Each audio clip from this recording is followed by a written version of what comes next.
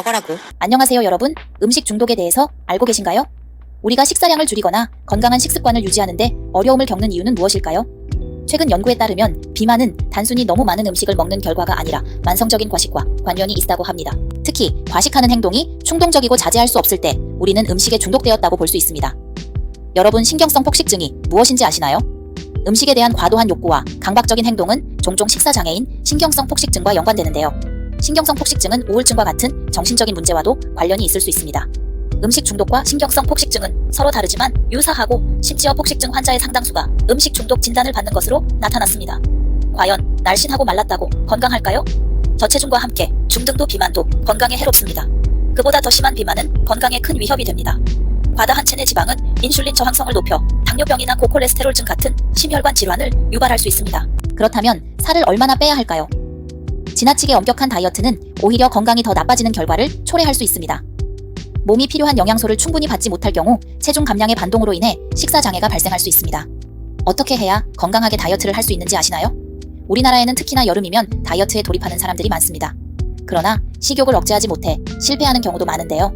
만약 배가 부르지만 계속해서 먹게 되고 특정 음식에 대한 욕구가 계속해서 생긴다면 음식 중독일 수도 있습니다. 음식 중독은 단순한 의지 부족이 아닌 심리적인 질병으로 여겨집니다. 음식 중독이 도대체 무엇일까요?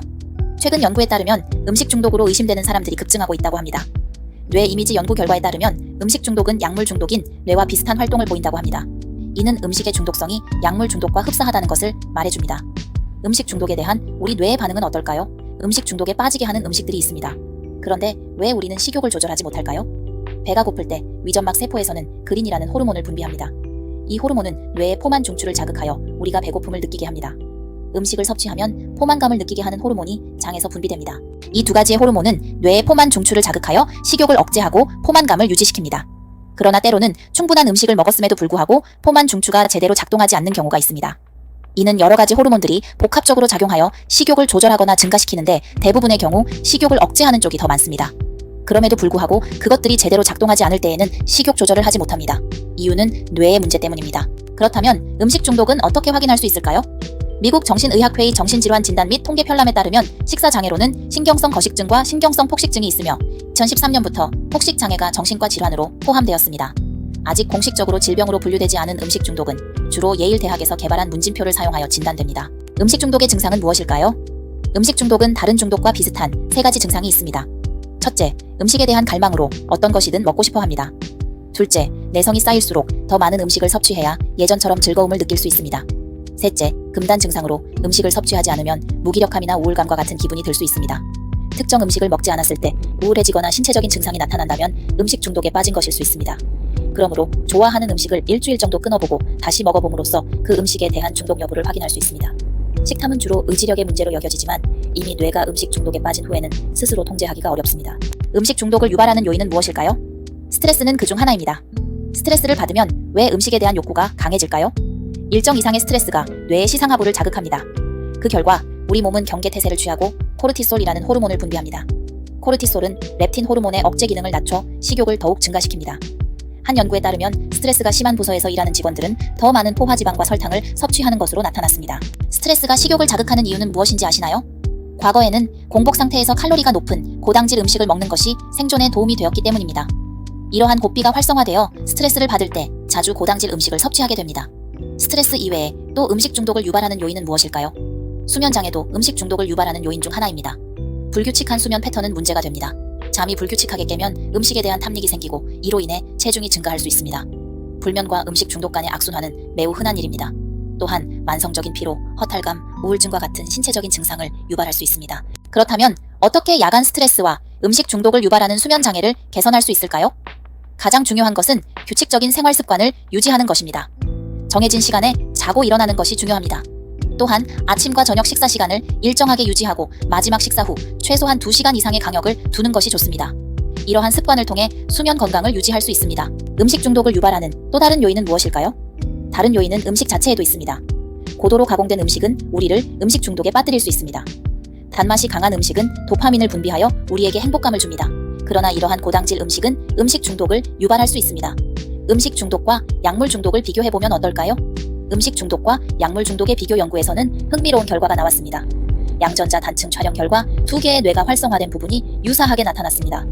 이 결과는 음식 중독과 약물 중독이 신경생물학적으로 유사하다는 것을 보여줍니다. 음식 중독 환자와 일반인은 같은 음식에 대해 어떻게 반응할까요? 먹고 싶은 음식 사진에 버튼을 누르게 한 후에 이때 뇌 활성도를 보는 실험을 진행했습니다.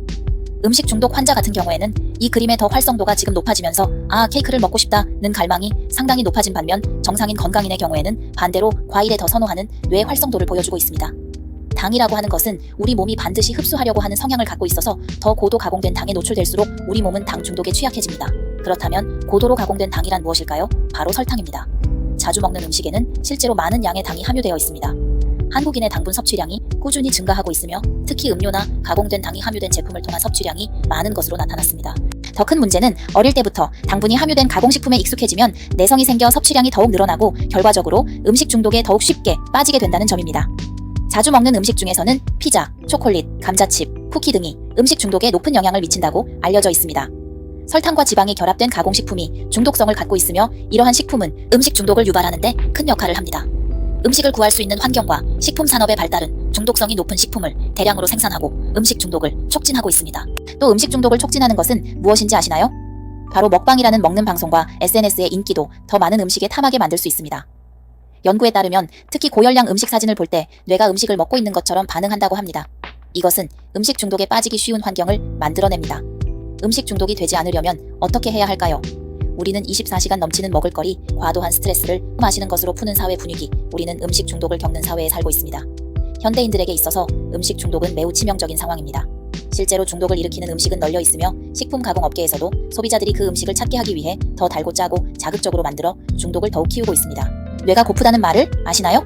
아무리 먹어도 만족할 수 없거나 단 음식을 먹어야만 행복을 느끼는 것은 배가 아니라 뇌가 고픈 현상입니다. 음식 중독을 확인해 볼 수 있는 방법을 아시나요?